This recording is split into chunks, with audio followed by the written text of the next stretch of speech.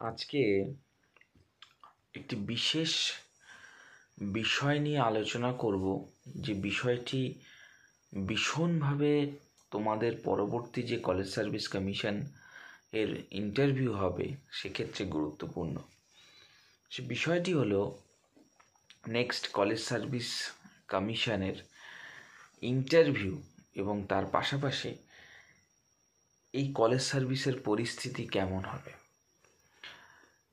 দেখো, বিগত যে ট্রেন্ড চলছে সেই ট্রেন্ডের রেসপেক্টে কিন্তু আমরা সকলেই বুঝতে পারছি যে পরবর্তী কলেজ সার্ভিস যে পরীক্ষাটি আসতে চলেছে যার জন্য কী লেভেল বা কী রকমের ইন্টারভিউ প্রিপারেশান নেওয়াটা ভীষণভাবে দরকার। তার কারণ হচ্ছে, এখন থেকে তুমি যদি ইন্টারভিউ প্রিপারেশান না নাও তাহলে তুমি ভীষণভাবে সমস্যায় পড়বে। তার কারণগুলো আমি ব্যাখ্যা করছি। নাম্বার 1, ধরো তোমার পরবর্তীকালে যে কলেজ সার্ভিস কমিশন আসলো, যারা একবার কি দুবার দিয়েছো তাদের ক্ষেত্রে এই কথাগুলো খুবই গুরুত্বপূর্ণ, এবং নতুন যারা শুনছো তাদের ক্ষেত্রেও এই কথাগুলো গুরুত্বপূর্ণ। কলেজ সার্ভিস কমিশনের ইন্টারভিউতে ম্যাক্সিমাম দুবার মধ্যে তুমি যদি সিলেকশন না পাও তাহলে সত্যি কথা বলতে কিন্তু এনার্জি পাবে না।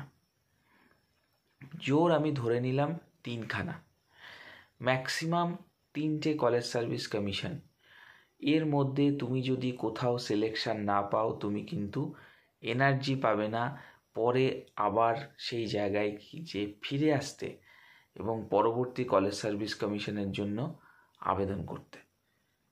কেন আমি এই কথাগুলো বলছি? তার কারণ হচ্ছে, আমি তোমাদের একটা বোঝানোর চেষ্টা করছি যে তোমাকে কি লেভেল অফ প্রিপারেশান বা বলতে পারো কি লেভেল অফ স্ট্র্যাটেজি নিতে হবে যে পরবর্তী কলেজ সার্ভিস কমিশনের ইন্টারভিউ আসতে চলেছে তার রেসপেক্টে। তার কারণ, যদি এর পরবর্তী কলেজ সার্ভিসে তুমি যদি সিলেকশন না পাও তাহলে কিন্তু মানসিকভাবে যে কোনো একজন ব্যক্তি কিন্তু ভেঙে পড়ে, এবং এটা স্বাভাবিক বিষয়। যারা একবার ইন্টারভিউ দিয়েছো, মানে এইবারে যে কলেজ সার্ভিস কমিশনটা হয়ে গেল, তারা নেক্সট বার দেবে, তার মানে তাদের দ্বিতীয় টার্মটি তারা দেবে, এবং এই দ্বিতীয় টার্মটি দেওয়ার মাধ্যমে তারা যদি সিলেকশন পায় তো খুব ভালো, যদি সিলেকশন না পায় তাহলে তাকে কিন্তু পরবর্তী কলেজ সার্ভিস কমিশনের জন্য অপেক্ষা করতে হবে, এবং এই মাধ্যম বা এই প্রক্রিয়ার মধ্যে দিয়ে কিন্তু তাকে যেতে হবে। তো এর জন্য কি করব বা এর জন্য কি পদ্ধতি বা কি স্ট্র্যাটেজি অবলম্বন করা উচিত সেই বিষয়ে কিন্তু আলোকপাত করব। প্রথম কথা বলে রাখি, কলেজ সার্ভিস কমিশন যখন তুমি সিলেকশন পাওয়ার চেষ্টা করছো, আপ্রাণ চেষ্টা করো যে কলেজ সার্ভিস কমিশনে যাতে তুমি কোনো না কোনোভাবে সেখানে উত্তীর্ণ হওয়ার। কারণ এর পরবর্তী সময় যে ভ্যাকেন্সি স্ট্যাটাস আসবে এবং যে হিউজ কম্পিটিশান লেভেল বাড়বে, তার রেসপেক্টে তুমি কোথায় সিলেকশন পাবে সেই জিনিসটা কিন্তু বলা খুব মুশকিল। ওই জন্যে এখন থেকে আপ্রাণ চেষ্টা করো, ভীষণভাবে পড়াশুনো করো, যাতে কোনো জায়গাগুলো বা কোনো জায়গাতে তোমার ত্রুটি বিচ্যুতি না হয়। দেখো, অ্যাকাডেমিক স্টুডেন্ট বা অ্যাকাডেমিক কেরিয়ার নিয়ে যারা পড়াশোনা করছো, আমি তাদেরকে বলবো যে অ্যাকাডেমিক নিয়ে পড়াশুনো করা মানেই হচ্ছে তোমাকে কিন্তু সেই কিছু বিষয় বা পদ্ধতি কিন্তু খেয়াল রাখতে হবে। কি কি বিষয় বা পদ্ধতি? এক হচ্ছে, তোমাকে অ্যাকাডেমিক কেরিয়ার নিয়ে যখন তোমার স্ট্র্যাটেজি পড়াশুনো, তোমরা কিন্তু অন্য লাইনে কিন্তু যেতে পারবে না, কারণ তোমার কেরিয়ারটাই অ্যাকাডেমিক বেসড কেরিয়ার হয়ে দাঁড়িয়েছে, যেখানে যে অপরচুনিটিগুলো পাবে সেই অপরচুনিটিগুলো হচ্ছে একাডেমিক এর বেসিসেই কিন্তু হতে হবে।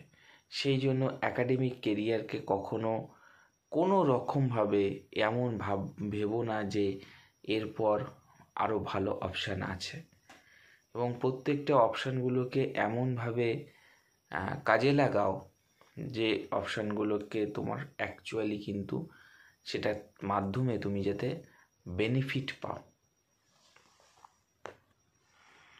তার কারণ হলো, দেখো, প্রথম কথা হচ্ছে অ্যাকাডেমিক কেরিয়ারে তুমি যখনই কোনো একটা সিস্টেমের মধ্য দিয়ে যাচ্ছ, সেই কেরিয়ারে তোমার কিন্তু 100% যদি তোমার পোটেনশিয়ালিটি না থাকে, বা বলতে পারো তুমি কোনো না কোনোভাবে ধরো তুমি জবটি ক্র্যাক করতে পারলে না, তাহলে কিন্তু এটা পরের বার তোমার হবে সেই সিলেকশানটা, সেটা কিন্তু ভীষণই টাফ হয়ে যায়।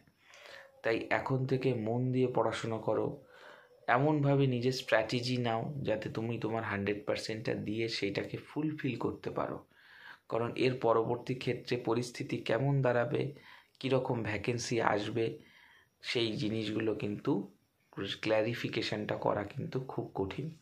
তাই এখন থেকে এমনভাবে পড়াশোনা করো, সেই পড়াশোনাটা যাতে তোমার ভীষণভাবে কাজে লাগে। ফুল প্রিপারেশান নাও, প্রিপারেশান লেভেলটাকে এমনভাবে নাও যাতে করে তুমি তার রেসপেক্টে একটা হিউজ জায়গা যেতে পারো। কোনো আলতু ফালতু চিন্তা বা কোনো আলতু ফালতু টেনশন বা হ্যাপাজার্ড করলে হবে না।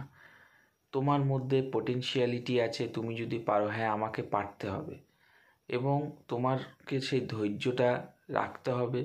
তার পাশাপাশি তোমাকে যে কাজগুলো করতে হবে সেটা হচ্ছে ফুল ডেডিকেশান। যে যেমন বলুক, আমি আমার ডেডিকেশান দিয়ে আমি কিন্তু লড়াই করে যাব।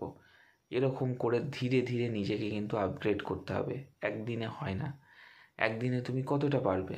তোমাকে একটা নির্দিষ্ট সময় ধরে প্রিপারেশান নিতে হবে, তার পড়াশুনো করতে হবে, তার স্ট্রাকচারকে বুঝতে হবে, কী টাইপের কোশ্চেন দেয় সেগুলো ইন ডিটেলস আমি প্রত্যেকটা আমার কথোপকথন বা লেকচারে আলোচনা করেছি।